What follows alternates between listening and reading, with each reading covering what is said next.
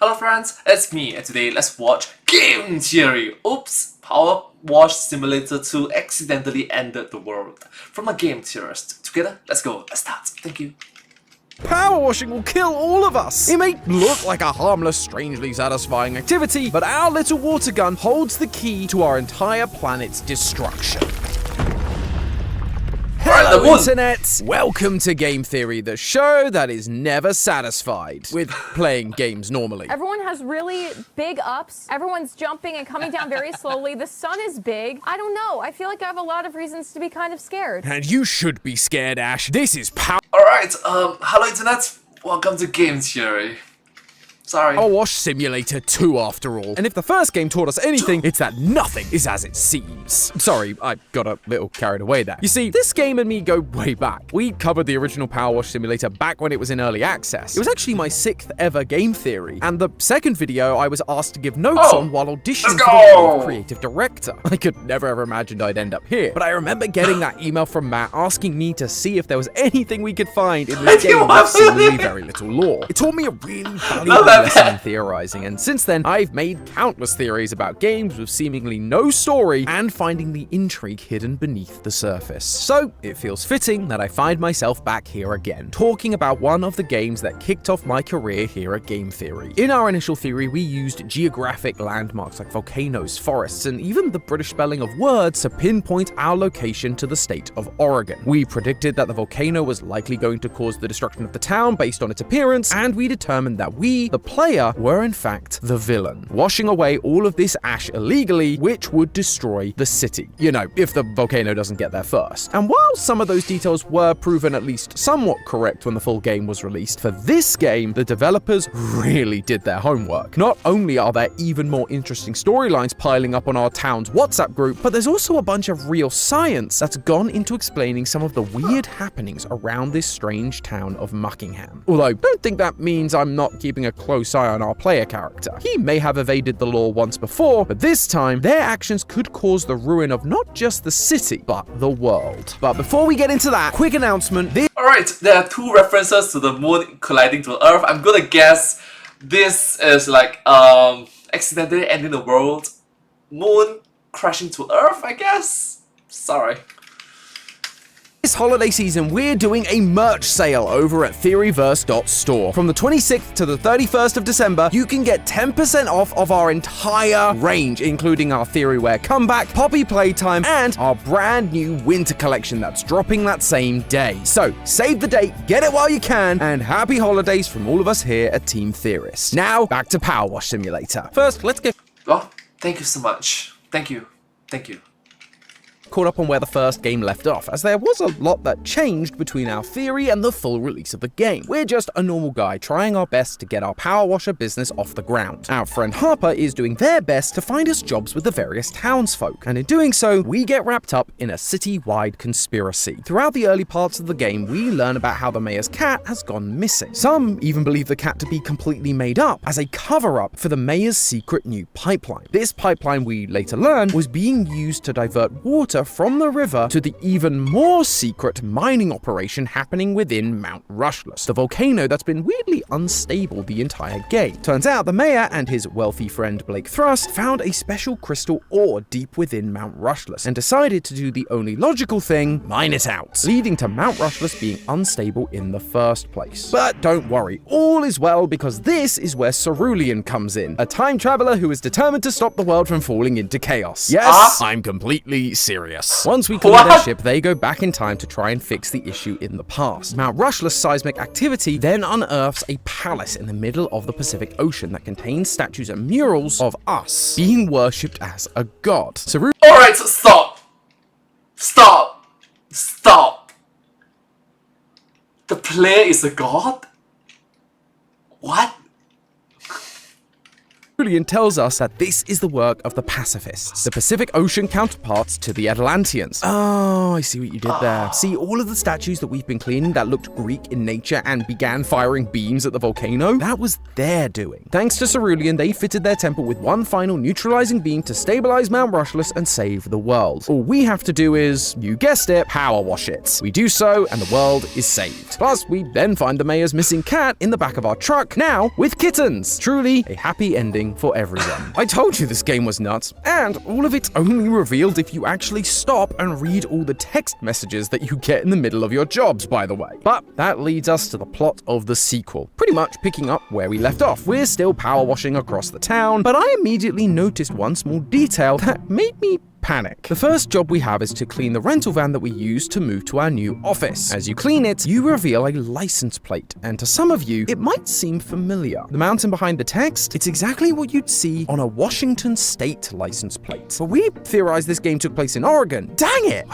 So close, yet so far. Or that's what I thought, until I checked the license plate on our own van. Our van has a different plate, one that has pine trees on it, which is very similar to the license plates from Oregon. Okay, so which is it? Well, our license plate says Muckingham, the town we were originally from in the first game. The one we predicted was Oregon, while this new Washington-style license plate says Caldera County, which our map tells us is the whole area we're exploring in this new game. Weirdly, this seems to include Muckingham, but the license plates wouldn't be different if that was the case. So there's a chance that Muckingham is a state over, separated by the river, and Caldera County is just referring to the land on the other side of the river. Whew, crisis averted. But anyway, that's small potatoes compared to the rest of what the story has to offer. We see the return of the mayor and his shady friends, threatening to sue us for stealing his cat. Now, look, he may have abandoned the cat, but as we learned from Harper, we didn't exactly file a transfer of guardianship.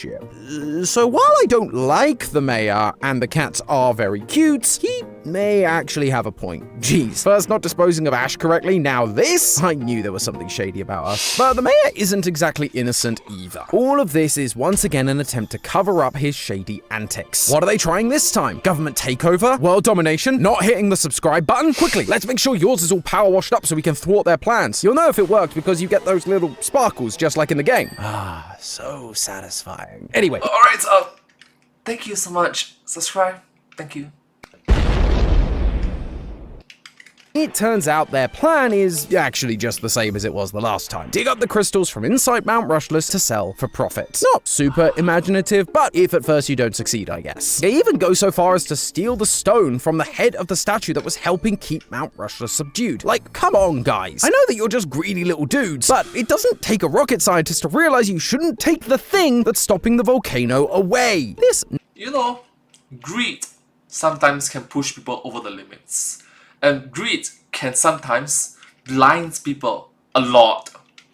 Naturally has some negative consequences, just not the ones we expected. Instead of the volcano now suddenly erupting, the moon begins to spin, quote, like a top, way faster than it usually does. You can actually see it spinning in the ski lift level, and so I figured I would time this thing just to see how bad it would actually be in the real world. You know, providing you fall for all the scientific propaganda and believe that our moon is real in the first place. In Powerwash, it only took 25.1 seconds for the moon to do a full rotation. That's roughly 430,000 meters per second. Please bear in mind that the moon typically does a full rotation on its axis in 27.3 days, roughly 4.7 meters per second. That is 90,000 times faster than it should be, and you can bet that's not going to end well. Once the moon starts spinning at anything over 1700 meters per second, there would be a bunch of seismic activity as the moon slowly gets torn apart. The game is actually pretty accurate with this, as we get a text claiming that the moon is ringing like a bell. That might seem like an odd thing to say, like why would the moon be ringing, but this is a real thing that happened in 1969 when the Apollo 12 spacecraft crashed into the moon. moon. The collision caused a bunch of moonquakes that lasted up to 10 minutes. And thanks to the low frequencies picked up by the seismometers, it sounded like the moon was ringing like a bell. This is actually where the hollow moon conspiracy comes from. The more you know. But if this seismic activity carried on, eventually the moon would break apart and become a dangerous ring of debris like we see on planets like Saturn. Without the moon, the tides would change drastically, flooding some parts of the planet while causing others to gain more shoreline. Debris would likely be falling to Earth consistently, causing massive damage over time, and the ring would cast a shadow over the equator, meaning less sunlight, which would totally ruin the agricultural landscape and wildlife habitats. I know it's nearly Christmas time and we usually sing about having 5 gold rings, but I'm not sure this is what we meant.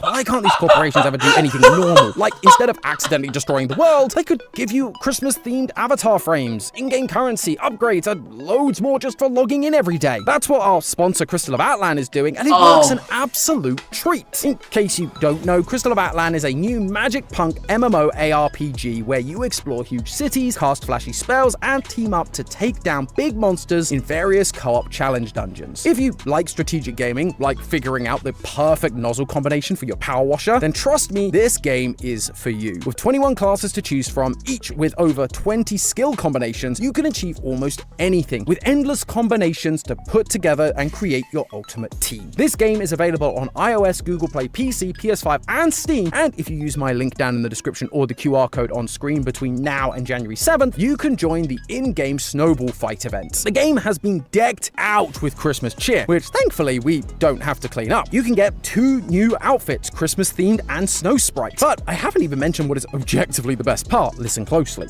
Giant corgis with cute little Christmas outfits and saddles.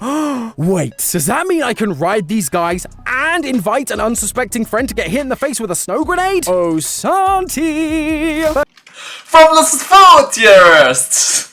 Hello internet, welcome to Food Theory.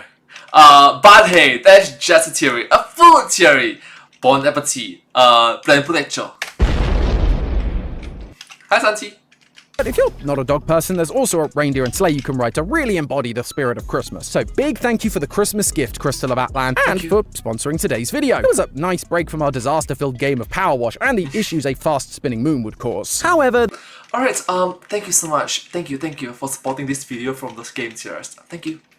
There's one more interesting effect this would cause on Earth. You see, the moon acts as a sort of brake for the Earth's rotation. Their gravities are locked to one another, which means that even if one speeds up or slows down, the other one's gravity just goes, oh no you don't, and helps to get it back to the right speed. They balance each other out. But if the moon was spinning insanely fast or stopped existing altogether, the Earth would lose that brake. Over time, that would cause the Earth to pick up speed. Some studies even estimate that a day could go from 24 hours to just 6. This would obviously have massive implications for the environment and our quality of life, but the big thing it would change is gravity. You see, the Earth spinning creates a centrifugal force. This is an outward force that works counter to Earth's gravity. Basically, because the Earth is spinning at this rate and Earth's mass is what it is, that keeps our gravity locked at 9.81 meters per second squared. So with this moon's new speed, what would the gravity be like? Well, for that, you first need to figure out the new angular velocity, which you can get by using 2 pi over t, with t being the time, 6 hours or 21,600. Oh my goodness, I really like it. I genuinely like it that the game theory is good. Okay, so they are incorporating mathematical knowledge, educations into a fun, foolish, little silly game theory, in which, you know, ultimately speaking, is beneficial for audience. Thank you. Seconds. This makes our new angular velocity 2.91 times 10 to the power of -4 radians per second. Next, we need the radius of Earth, 6,378,100 meters. And we then multiply that by our new angular velocity squared, giving us an effect on apparent gravity of 0.541 meters per second squared. Now, we just have to take the current effective gravity, 9.81 meters per second squared, and subtract the effect on apparent gravity, which means our new gravity at the equator would be, drum roll please, 9.27 meters per second squared. That's only a 5% decrease in gravity. No, that's bad. Things will start to flink upwards. We jump higher, yes, but similarly, things will just not stay on the floor. Like for example, like trees, clouds, the air that we breathe in. Slowly and steadily, we just lose our we just lose our day-to-day normal. I don't even think humans can survive for long. Oh, we can. We can just dig underground. We have been doing that for so many years. Turning a 20-inch jump into a 21-inch jump. Now, if you've played these games before, it seems like the devs actually did their homework on this too. One of the things people like to joke about is how high these characters can jump. I'm worried about a lot of things. Everyone has really big ups. Everyone's jumping and coming down very slowly. The idea that this could be based in actual science thanks to the law of the moon is crazy. However, So yeah, hope that answered your question, Ash. For the GT life! sure you can see, it seems to be a lot more than a mere 5% increase. So, because I'm just that much of a nerd, I got host of Film Theory Lee to jump into a game with me so I could measure his jump height and the speed at which he fell so I could compare the two. To do Hi, Lee, from the film tiers! I like it that in one episode there's like mention of so many individuals. Wait, Amy, from the style tier! that, we need a measuring stick. And Sawdust. these park benches are perfect for this. While park benches can vary a small amount, in the US, the average park bench is about 31 inches tall. So, by lining Lee up to the bench and using pixel measurements, we can determine that our character is around 5'6". Hey, we love a short king in this house. Unless it's Santi. Anyway, with that in mind, we can now calculate two things. The height they reach with a single Come on, don't say that to a friend. Santi is a nice friend.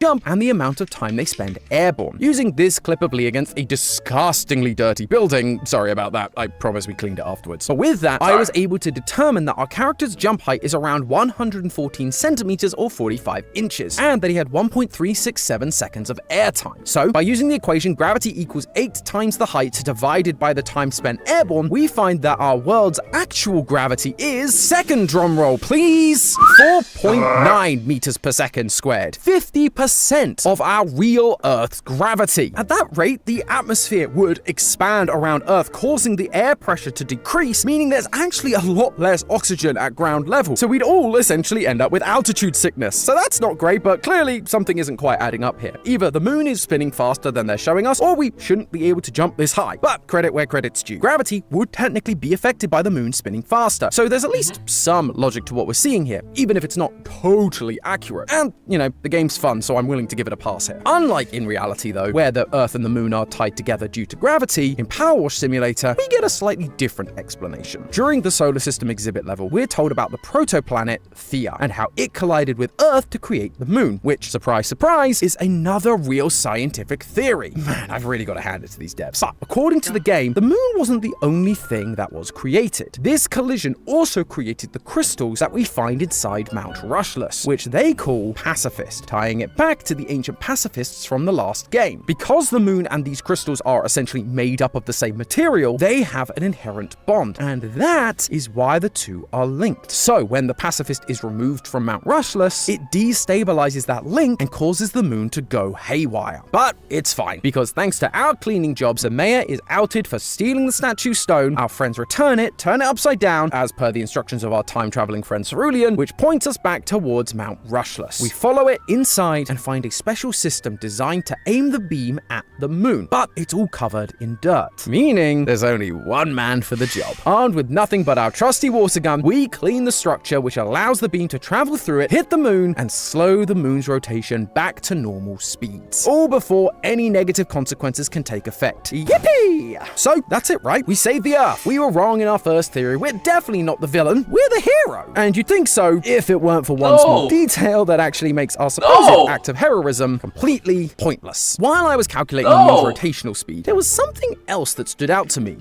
Okay. On the grand scheme of things, you might think that, okay, yay, good job, fantastic. But no, this sort of grand scheme of things, it affects everyone on planet Earth. Everyone! Yeah.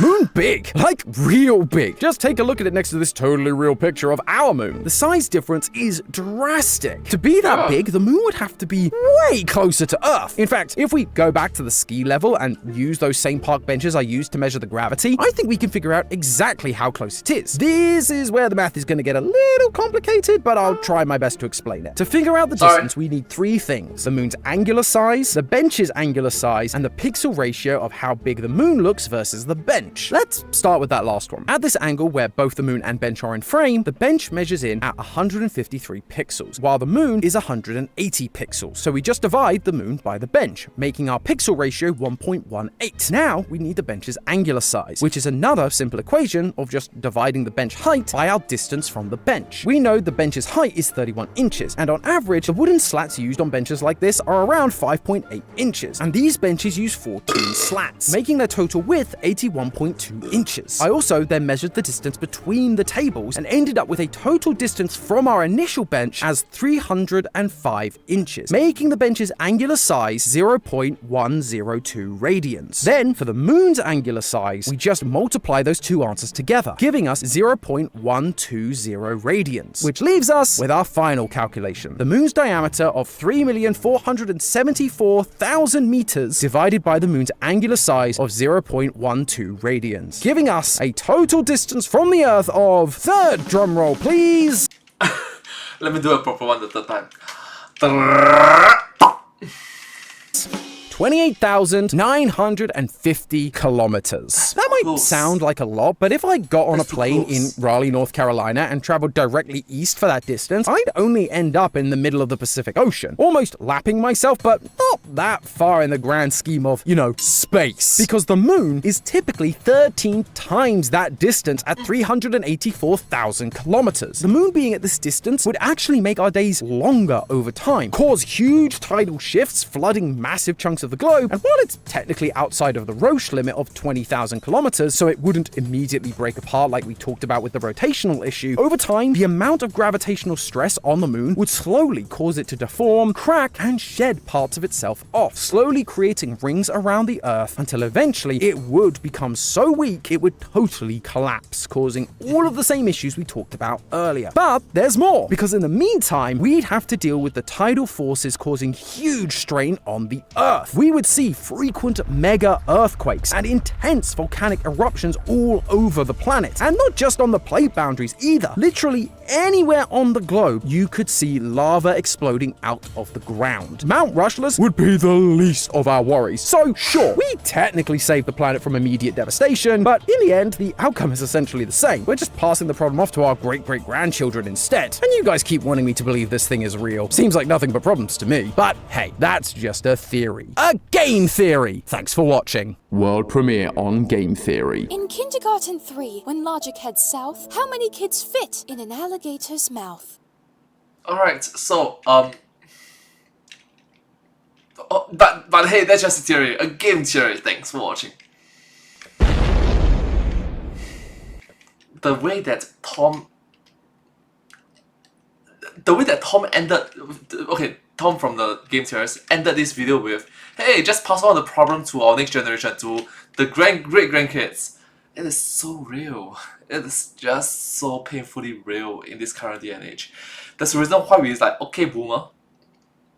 Because case in point, the problems that we are experiencing right now, globally, a lot can be attributed to the previous generation's fault. And look, we are not actively trying to blame the previous generations, but when the previous generations, the older generations, are actively looking down upon us, ridiculing us, mocking us, pointing fingers at us, do better lah. When I was your age, using poor comparisons, gosh, it just, there's a genuine hatred between the older and younger generations, not individuals, but as a collective whole.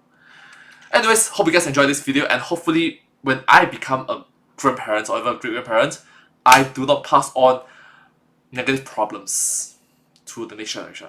Individually, I hope that I can do better, and yeah, hopefully that. Thank you so much, hope you guys enjoy. Subscribe.